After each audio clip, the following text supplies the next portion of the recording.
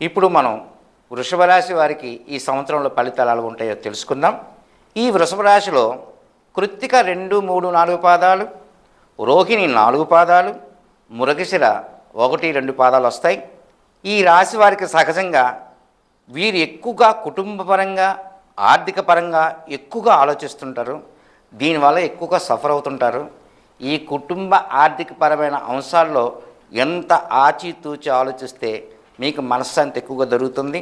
అయితే ఈ రాశి వారికి ఈ సంవత్సరం ఆదాయం 11 గాను, వ్యయం 5 గాను, రాజపూజ్యం 1 గాను, అవమానం 3 గాను సిద్ధాంతం నిర్ణయించారు. ఈ సంవత్సరం వీరికి ఎట్లా ఉంటుందంటే, ఈ వృషభ రాశి వారికి బిజీగా ఉన్నప్పటికీ చాలా లాభదాయకంగా ఉంటుంది. వీరు ఎలాంటి పనులు చేసినా వీరికి సక్సెస్ అనేది తప్పకుండా ఉంటుంది. ఆర్థికంగా ఈ సంవత్సరం వీరికి అనుకూలంగా ఉంటుంది.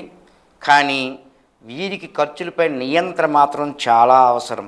ఉద్యోగులకు శుభ ఫలితాలు వచ్చే అవకాశాలు ఉన్నాయి. కెరీర్ పరంగా మంచి డెవలప్మెంట్ కూడా ఉంటుంది.